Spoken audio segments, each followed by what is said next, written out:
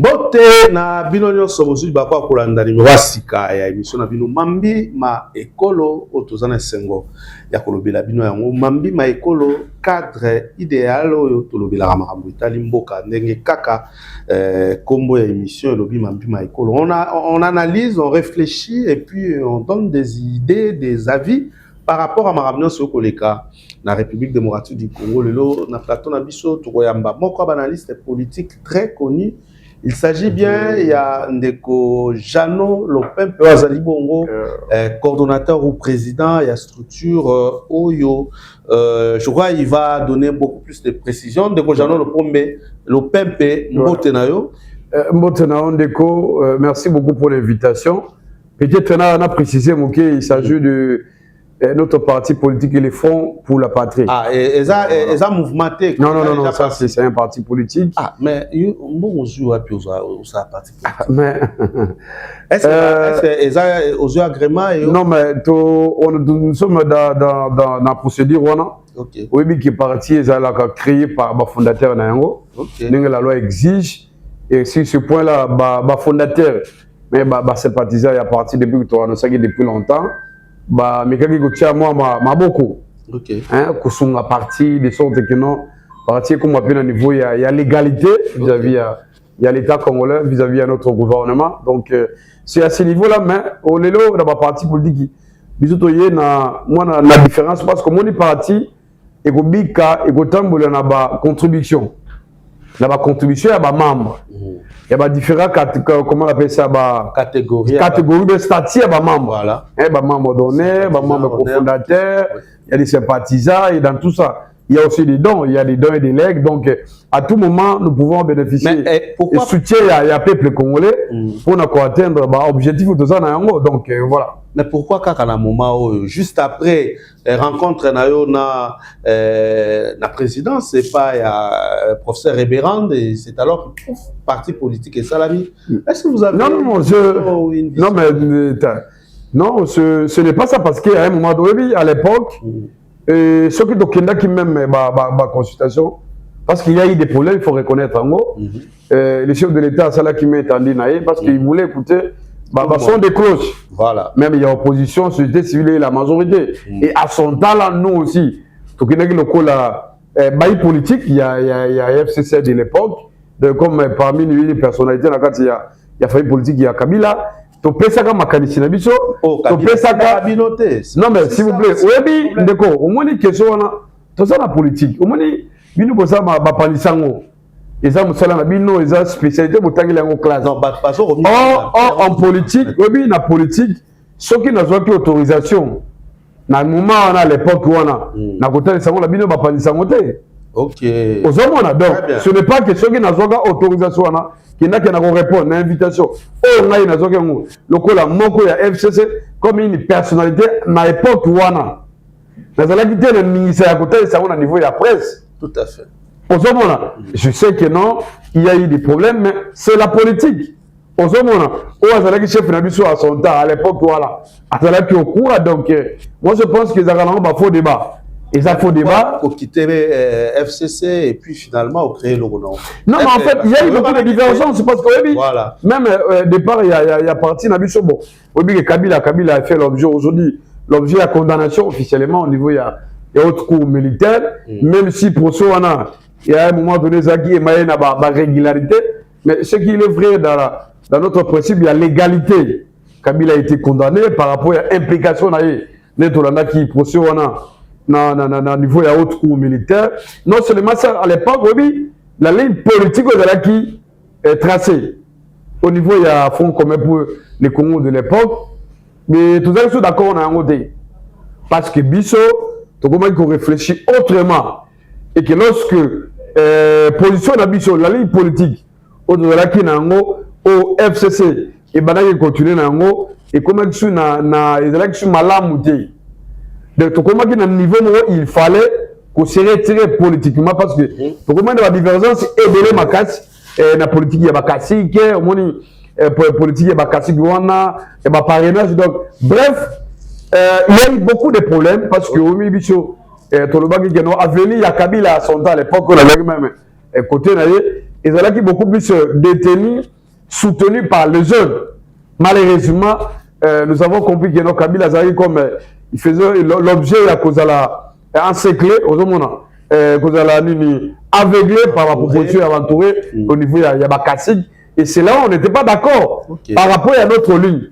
C'est comme ça que non, après il y a eu beaucoup de mois, mais tous les décisions, on a tous les vagues décisions pour quitter officiellement et les FCC, pour le mouvement pour permettre que non, ma vision, la vision, la ligne politique, la vision, programme tout ça, pour défendre de la légalité. Au lieu de continuer à place du point de vue politique. Ils permettre à Binoté d'évoluer, de s'exprimer comme il se doit. Non, mais c'est clair parce que si on a même bien, indépendance, mais tu as la et bien, ça peut être, il y a des exil, mais nous on a affronté quand même Boloko Wana, et donc voilà, c'est la réalité parce que je pense que il fallait continuer, mais bon, tout le monde a même la musique et ça fait très mal.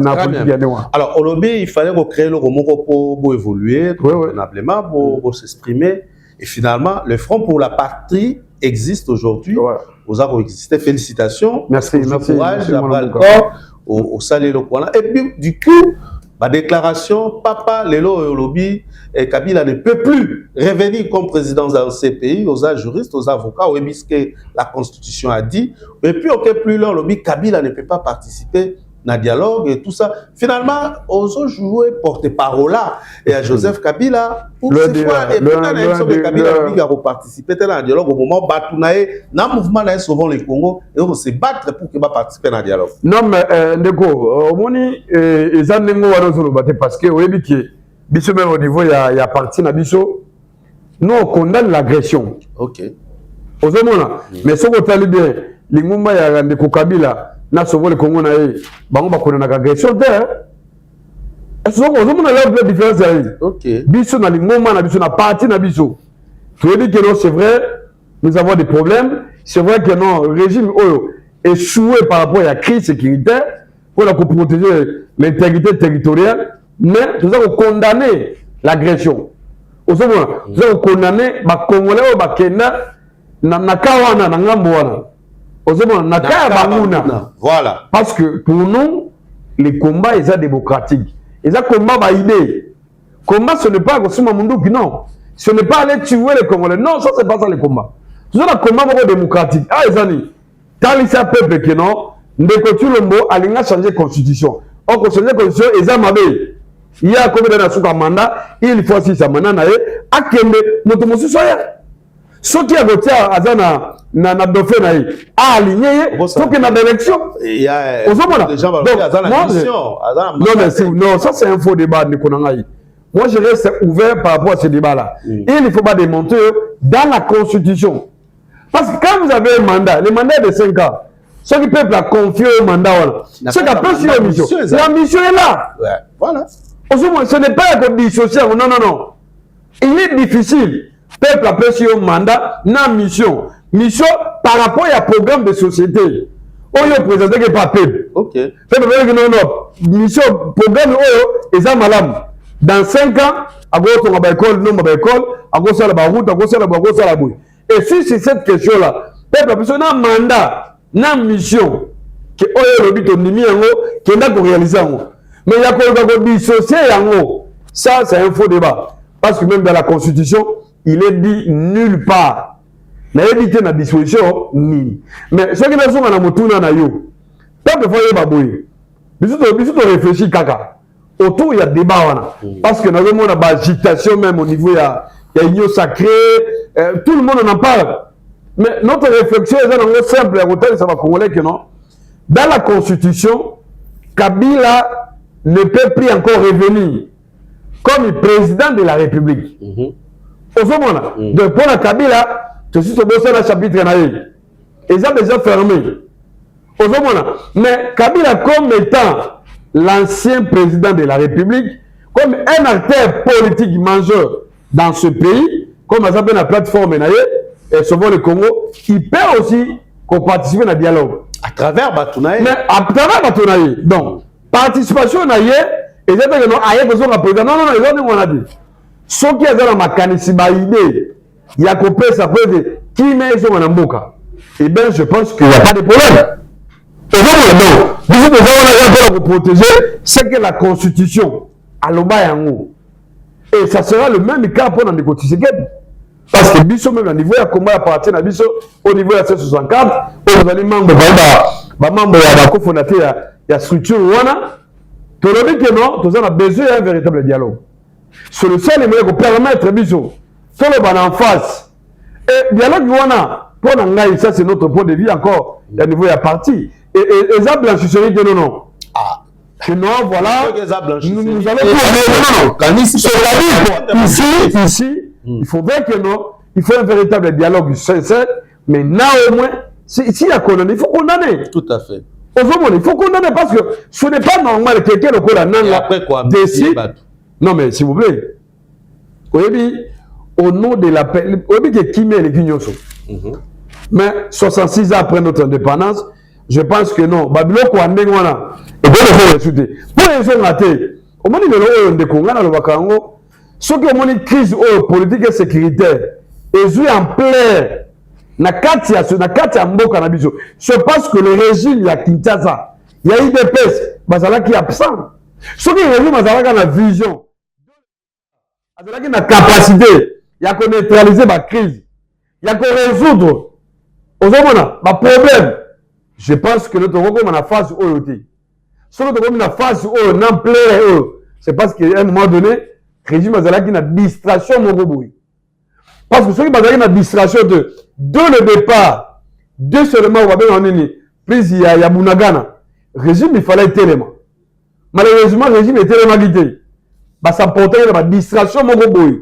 C'est comme s'il n'y avait pas des hommes d'État, des responsables politiques, pour agir. Hein, quand on a dit ça, on a dit EAC, et pourtant, solution de la qui est au niveau de il y a créé un zone tampon. Après, zone tampon, après, il y a eu des retraits. Au finish, la crise est là. On va continuer à violer. Donc, situation il y a droit de l'homme. Et ça m'a fait nous sommes sur les régimes. Et aujourd'hui, ce qu'on s'y est même, pour les confrères sur le plan international, partout où le Congo a passé, au niveau du Conseil de sécurité, il y a Nations Unies, au niveau africain, au niveau européen, on a recommandé, il faut aller dialoguer. Au sommet, il faut aller dialoguer. Dialoguer avec qui? Non, mais s'il vous plaît. Vous refusez bateau, acteur majeur. Non, mais mais il y a un monologue. Non, mais Ndeko, mais monologue, tu sais que déjà, sur le rebelle, non? Bino, vous avez parce que, bazo, c'est une vérité. Régime, il y a Tshisekedi Tshilombo. Bazo, Sololana, rebelle. Les responsables déjà dialogue, ils vont bien. Ceux qui vont sur la poto, na Suisse, c'est ça le vrai problème. Parce que ceux qui ont un dialogue, mais le régime, gouvernement, pour neutraliser Babylone, na débit. Mais c'est là qui est. Au moment c'est tout le monde va faire que nous se rendre compte que nos solutions sont arrêtées. Tout le monde va avoir un dialogue. C'est ça le vrai problème. Et nous, aujourd'hui, si ce qu'il dit, il peut refuser le dialogue. À quoi ça ne peut dialogue, il y en a. Mais pour nous, la ligne rouge, c'est d'abord la Constitution. Parce que nous dit que non, aux gens qui pouvoir, depuis 2019, Congo est là qui une intégralité dans Yango. Aux hommes. Donc, il est temps, ceux qui sont à travailler, que 2028, surtout qu'il y a une élection, il y a la candidature. Parce que comment on a dit ça, il y a des gens qui ont protégé l'ordre constitutionnel. Tout le changement constitutionnel, tout le monde même loi naïe. Vous dites que ceux loi poison, loi référendaire. Qui changement à la constitution salamé que ça va pour bouger, bail à chef de l'État na tête à la République. Tala, ndeko, au moins il y a des journalistes dans la politique. Débat aux hommes au changement au il y a constitution. Le seul objectif, mission, ils ont Luka. Ils ont pour que ndeko tu le mois au troisième mandat. Article à la pouvoir ou mais la local à Mobutu. Allez quand même Mobutu. Tu dis, tu es toujours en politique.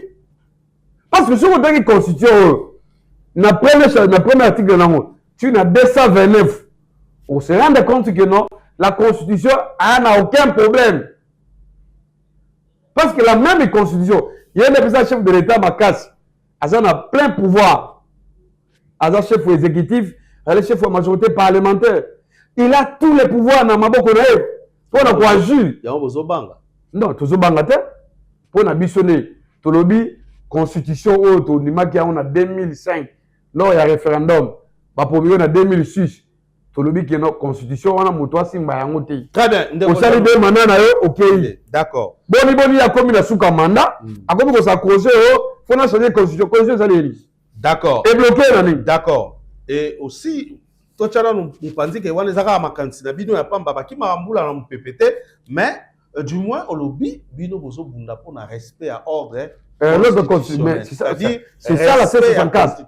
Voilà. Au lobby il y a une mission C64. Mais bizarrement bino moko pe boza ba terme majeur ya bato balingi ko tambola likolo ordre constitutionnel. Comment bolingi bokendo tambola le 15 jour à rentrée parlementaire na siège à l'institution Oyoduma ezali ne balobaka inviolable. Non mais s'il vous plaît, d'abord je dois préciser l'inviolabilité, il y a parlé du peuple. Ce n'est pas dans la constitution. Ils ont prévu dans une loi. Ce n'est pas dans la constitution. Mais ça fait partie des ça c'est d'abord le premier élément. Démocratique du Congo. Deuxième élément. Mais pour bien que la banque va député non. Il est à peuple. Ceux qui peuple wana aye ko pesa bango mbote. Aye ko tikela bango message que non. Peuple azui mokano na kokenda kotala ba député na ngai.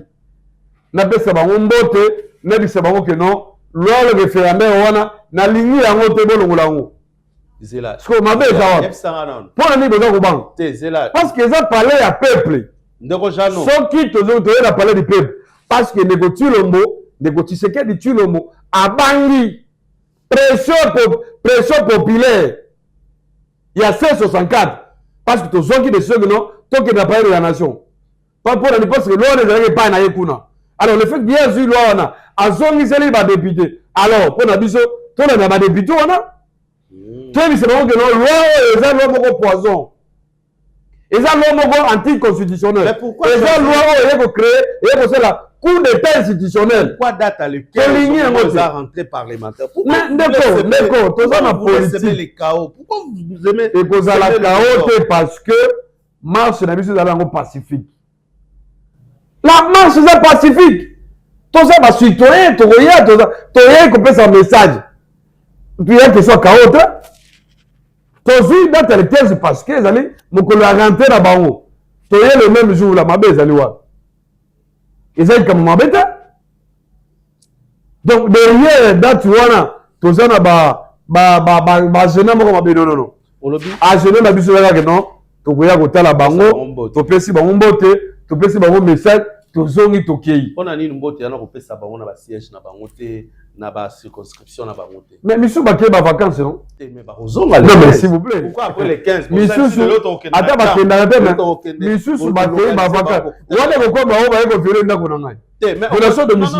Oui, mais les infractions à quoi? S'il vous plaît. Mais pourquoi les infractions à quoi de la code pénale? Citer l'audience, au lieu de Kendebino en bloc, toko kita na ba district, mais pour solliciter audience et pas à président, il y a assemblée nationale, toi y a sénat, comme ça pour qu'on peut s'imboter et puis on a rappelé le comment ça remobiliser batunion sort pour créer et tout ça. D'accord, on a rappelé le comment. Oui, les gardiens de la Constitution, le dernier rempart, il y a protection, il y a Constitution, c'est d'abord le peuple. Okay. Parce que dans la Constitution, le peuple a un mécanisme, il y a protection à la Constitution. Ce que le peuple a constaté, que le mécanisme, il y a qui yango, va protéger la Constitution, va protéger la montée. Dernier rempart, c'est le peuple. Donc, le véritable gardien de la Constitution, ce n'est pas la Cour constitutionnelle. Ici, ce que tu as dit, la Cour a solution de samité, le Parlement, la présidence, le peuple est devant pour protéger l'œuvre naïe, pour protéger la loi fondamentale naïe. Très bien. Voilà. Le lot C64, il y a pouvoir. Martin Fayou a un pouvoir. Jamno Lopempe, c'est possible. Il y a pouvoir, c'est-à-dire la gestion au sommet de la République. est-ce qu'il y a changer la constitution ou les lois ils ont posé des problèmes? Et bien, pour avoir un premier ministre, il faut peut-être dans 6, 7, 8 mois, tel qui, au total, dans 4 ans, est-ce qu'on va fonctionner normal? Non, mais ceux qui ont taille belé, par exemple, parce que les gens tout dans quand on soit premier ministre, c'est ça, là, 5 mois, 6 mois, 7 mois, 8 mois, non. C'est parce qu'il n'y a pas la volonté politique du chef de l'État. Oh, quand le chef de l'État est déjà majoritaire, et qu'on soit taille belé, même quand on identifier la majorité parlementaire, et son taille belé. Et ça, ma combine politique que nous avons pour le gouvernement d'attendre. Pour le travail sans un gouvernement qui doit répondre vis-à-vis à parler. C'est ça la stratégie. Jeannot, le président, on change la constitution. D'accord. Répondre par oui ou non. Répondre par oui ou non. Dans la constitution, constitution est la parfaite. Constitution est la Bible. Mais total ici au boy. Ok. Constitution, il y a beaucoup à prévoir. Le mécanisme aussi mbaye. Mais non le changement. Et non le changement. À marcher l'écolo non. Non mais d'accord. Ah ils ont intention, c'est clair. Si c'est qu'il veut changer la constitution, oh il y a qui a le pouvoir. Ah ça la même 50 ans. C'est ça la réalité est-ce qu'on a comment on peut changer la constitution et ça pour l'intérêt à PPT. Et ça pour l'intérêt à Mutumogo. Si c'est qu'il a comme Mobutu mi balé. C'est ça la réalité. Réalité en bon, dans ce qui peut pas. Yo lobby, c'est là yo lobby, yo sont commis dans pouvoir, ou le bas sont commis dans pouvoir, il faut revoir. Tu l'as dit parce que constitution et là qui si ba mécanisme à revoir. Oui. Donc yo peut changer constitution. Comment on dit constitution. Et surtout que loi on peut déjà pas. Non, ça c'est pas une loi. On dit loi et quoi assassiner la démocratie à Mokonabiso. Ah bon? Est-ce que vous imaginez qu'avec 250 000 personnes, pour changer le président, vous pouvez changer la constitution? Vous trouvez ça normal? Dans un pays où il y a au moins 100 millions d'habitants. Les échantillons. Non! Bon, l'échantillon, il y a 100 millions d'habitants. C'est 250 000. Vous trouvez ça normal? Échantillon. Ceux qui mettent le mathématicien. Échantillon à 100 millions. Et il a combien? Mais le lieu de 250 000. C'est vous trouvez ça sérieux? Ce qu'on t'a dit, il n'y a pas de sérieux, papa. Il n'y a pas de sérieux. Ça, c'est une loi et pour assassiner notre démocratie. Mais comme le peuple est debout, comme c'est le peuple, on a le qui est souverain, on est censé à protéger. Constitution d'ailleurs, à balabala, pour nous protéger. Pour nous protéger. Parce que, oui, constitution d'abord. Pour ça, il y a presque 20 ans. 20 ans, oui, mon accord, il y a 20 ans, on a à l'université. Mais ils ont mis pourquoi pas comme à 50 ans? Parce que c'est la seule constitution. Et puis si même le pouvoir n'a peuple Ningisa. Joseph Kabila. Et puis si même Martinez. Joseph Kabila a touché qui en haut. Hein? Mobutu a touché. Non mais s'il vous plaît. Pourquoi vous avez Félix Tshisekedi Assim Mango Ndeko. Oui. Vous voyez, il y a une histoire constitutionnelle, il y a un mot carabiso. Dans l'histoire constitutionnelle, c'est vrai, nous avons connu beaucoup de régimes constitutionnels. Vous savez, mais la révision est Salamaki en 2011. Vous savez, cette révision est Salamaki pour renforcer les pouvoirs des chefs de l'État vis-à-vis il y a ma province. Or, de voitures, le moyen de bénéficier d'un. Ça, c'est le premier élément. Deuxième élément, c'est la carte de la politique nationale que le gouvernement a dit non, il fallait que les parquets soient l'exécutif. Et dans l'indépendance. Et que le ministre de la Justice a le pouvoir d'injonction. Donc, il y a une révision. Il y a 2011. Et ça m'a dit beaucoup plus pour l'intérêt général. Et ça m'a dit pour l'intérêt partisan. Non, pour la Kabila, non, ce n'était pas ça. Parce que la réalité a démontré aujourd'hui. Parce que le pouvoir exorbitant, ils ont prévu dans la Constitution. Ils ont consacré dans le bon chef de l'État. Celui qui norme, celui qui révoque, il est le garant des institutions, il est le symbole de l'unité nationale, il est. Donc, tout est centralisé dans le bon chef de l'État. Même si on sait que non, il y a aussi le pouvoir réservé au Premier ministre. Donc, dans notre constitution, il n'y a pas de problème majeur. c'est vrai, je vois les débats autour il y a nationalité. Que si on peut tout l'exclusivité. Ça, ce n'est pas une question. Oui, conseil, mais surtout changer l'ensemble de la constitution. Non, pas du tout. Pas du tout. Nous pouvons trouver des solutions à travers de l'ordre organique, à travers de l'ordre ordinaire. Mais pourquoi vous dites que pouvoir? Merci beaucoup, Ndeko Jano. Félix Antoine Tshisekedi na mboka au Tanzanie, je crois. Dans Gabon. C'est na Tanzanie. Oui, oui. La Tanzanie, Aloba qui est devant la presse, Alobi, il va, à propos du dialogue, il va s'adresser à la nation.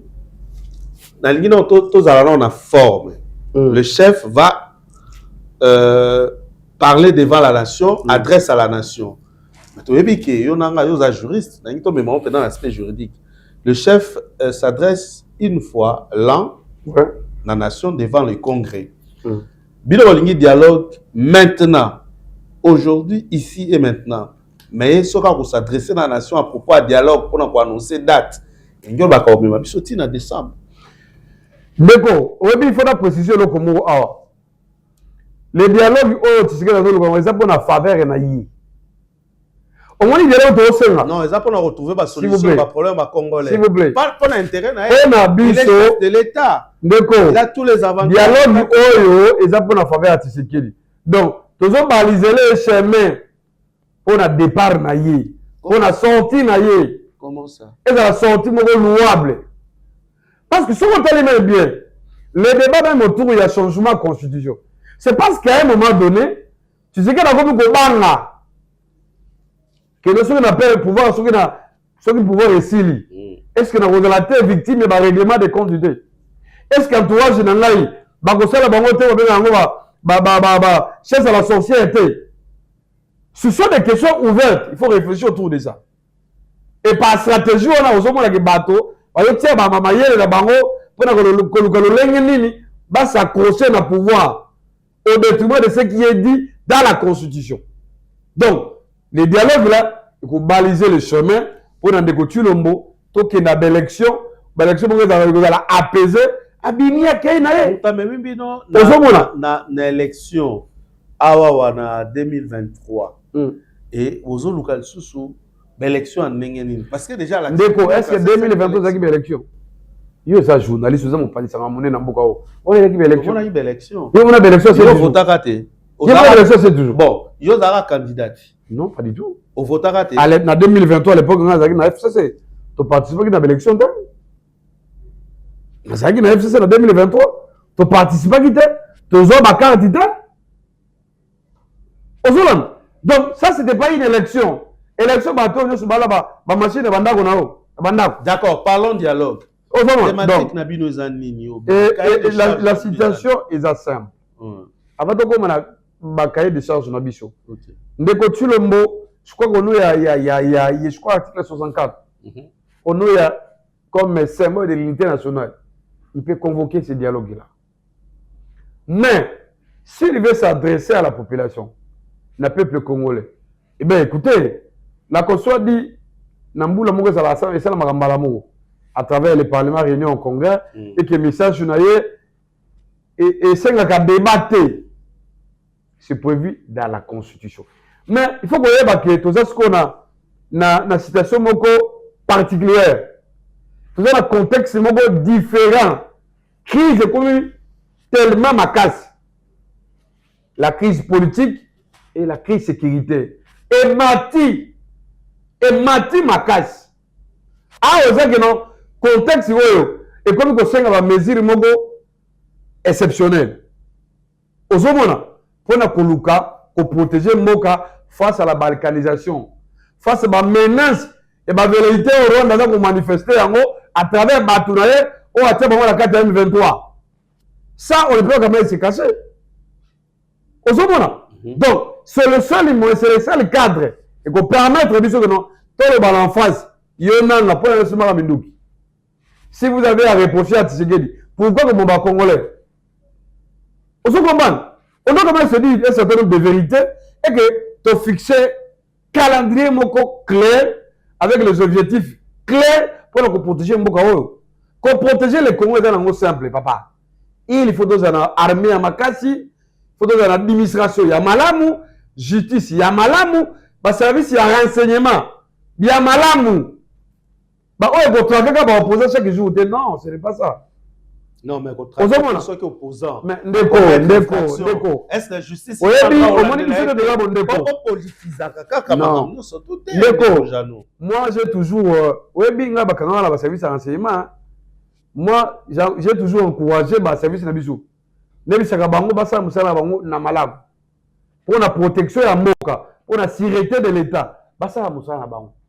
Et musala il faut qu'il y ait encore davantage. Musala on a pas retraquer biso opposant à l'existence de non. Musala bien ba service à renseignement ça que ba on va refuser ba to na ba étranger wana. Pour traquer bango. C'est bazo sala ngo. Nazo ebisa yo. Ouais, on ça la publicité té. Non, ba ko ça la publicité té. Mais faut que sentir ba effet na ngo non. Faut que sentir ba effet na ngo. C'est très important. Aujourd'hui, ce n'est pas normal que non 66 ans après un petit pays comme le Rwanda a commencé à en abisso.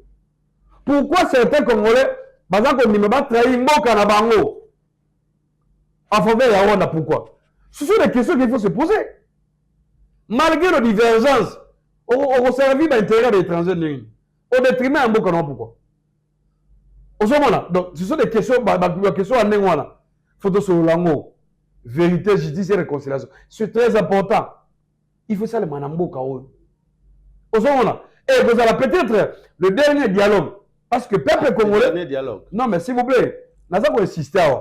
Ceux qui sont armés à Malam, nous avons la santé, le pouvoir, nous avons la capacité d'anticiper la crise. Pas plus que le combattant. Aujourd'hui, nous avons combatté. Ceux qui ont la trahison, les Congolais musu bakena, comme na cause banguna, agressé, bazana ba raison na bango. Même si pour la biso, pour moi, le combat des mains démocratiques. Aux hommes là, donc mobiliser la population, pour rappeler au peuple mission naie, que c'est à lui à jouer rôle naie pour la protection de la constitution. Ils ont déjà validé la politique. On a dit propos Martin Fayulu, je crois qu'il y a Lelo, Bakendero Yambaye, Batunaye, Mandambo Batunaye, Bakendero Yambaye. Alors, n'a pas propos naïa Luba qui analyse nos ça parce que ça lui tolère. Non mais Oebi c'est tout à fait normal qu'il y a un propos à président Martin Fayulu. Et c'est le manengwana. Martin Fayulu il est avec nous tous en aïe à niveau il y a C64. D'ailleurs même il y a Zali Moko il y a ba présidium il y a C64. Donc il y a ça là qui tourne naïe mais à son lelo na pesi bana kisasa mbote lolenge ni bakenda ki ebele pour yamba opposant Martin Fayulu oza moko 4 na biso 64 donc il a des retours mais ce qui n'a rien bakisaka mo mungwa eza omoni ndeko toza na politique un leader politique alobaka avec beaucoup de responsabilité na monoko na maloba na ye un leader politique a koko baté alobaki na tongo a et comme na midi et comme C et comme na poka comme yo ezalaki D non. Ça, ce n'est pas un leader politique. Et sur ces points-là, nous avons toujours reproché à Tshisekedi. Le revirement politique, ce n'est pas normal. Un homme d'État reste un homme d'État. Vous ne pouvez pas chercher à violer la Constitution. Non, c'est salut du peuple. Non, ce n'est pas ça. Ce n'est pas ça. Il va falloir fouiller. Donc, pourquoi de commenter Fayulu? C'est vrai, tout le monde va interpréter de diverses manières. Mais moi, je pense que non. Aux alliés vérité, où il y a le bien, il a donné son point de vue, il a estimé que non, il faut en découvrir. Pas dans le dialogue, parce que la émission de début d'émission, non? Quand tu sais que non, un dialogue, à niveau il y a Suisse. Aux hommes, ceux qui vont comme le Kabila aussi, à la 23, n'est-ce pas? Alors c'est que déjà, à dialoguer na Kabila nan. Ceux qui vont dialoguer na bango kune na Suisse, ce qu'on voit sur le plan interne.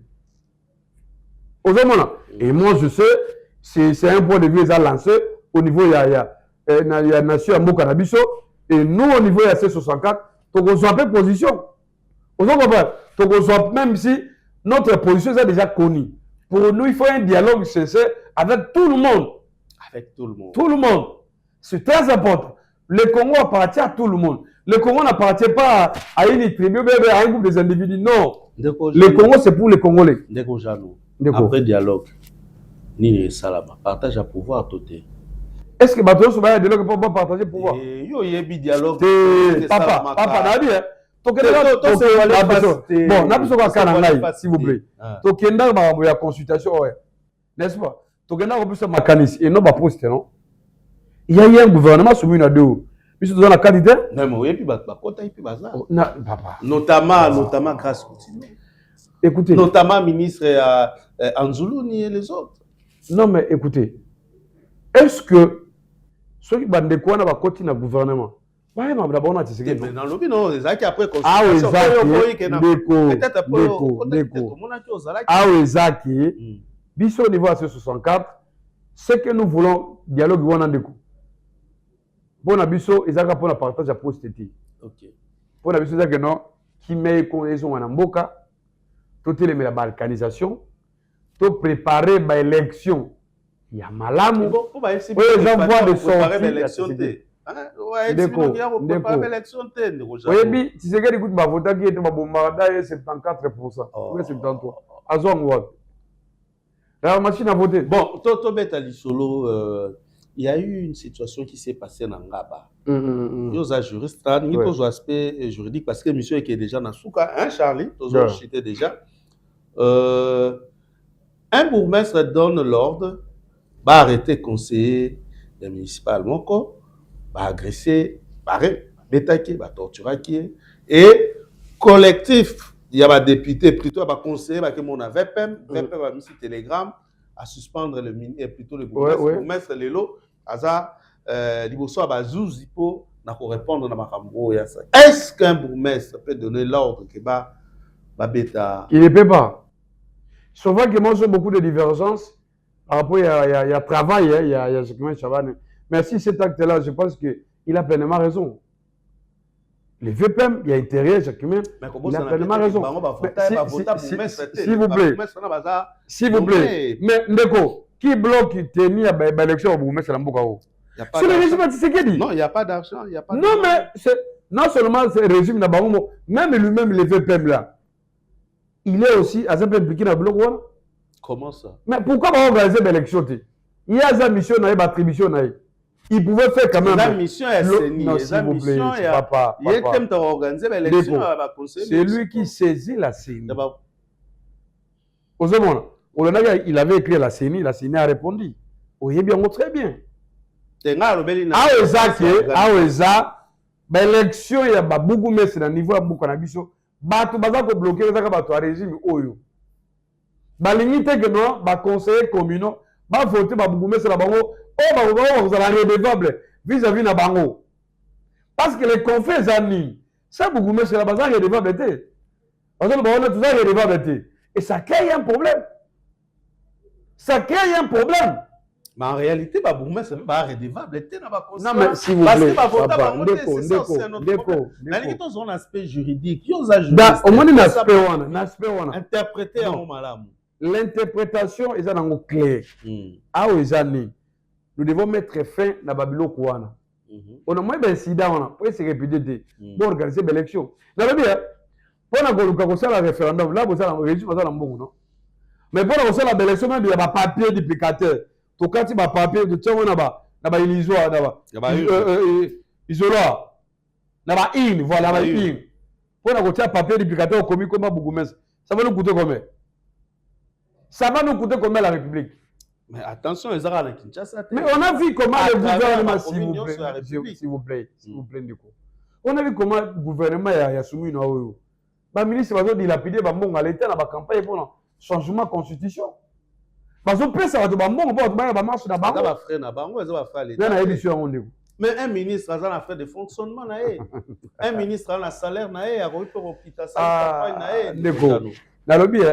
Si vous avez ordonnance supportée par l'attribution au gouvernement, est-ce que mission, par exemple, à Gaz Coutinho, comme ministre de la jeunesse, ils ont reçu la marche?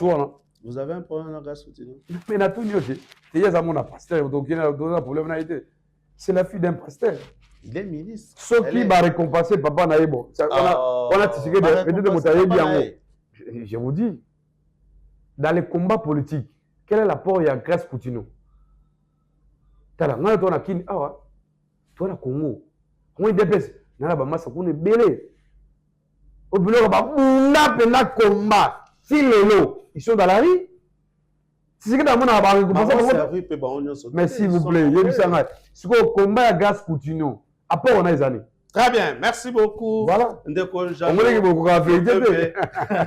Les années comme la vérité. Après on a ceux qui totalement même papa Etienne, combat pour la conquête à pouvoir. Papa accueilli Vati Azupla. Ne sont pas les combats à Tshisekedi. Si les gens sont pouvoir comme président de la République. Très bien. Après on Grace Zagui. Mot de la fin, Ndeko. Merci beaucoup Ndeko Nangai. Mot de la fin est simple. Nakosenga ba militant na biso. Et bien, militant qui a front pour la patrie. Tout ça, on a rendez-vous Moko le 15. Le 15, les alliés marche populaire. Il y a C64. C64, c'est notre coalition. Tout ça là qui a pour qui organiser une action. Il y a terrain.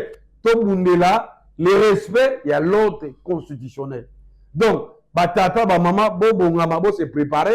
Makamabanga, ils ont tout commencer de manière pacifique. Ozalaka na Tiangu, ozana Moamba, ozana Funa, ozana Lukunga, toko pesa itinéraire.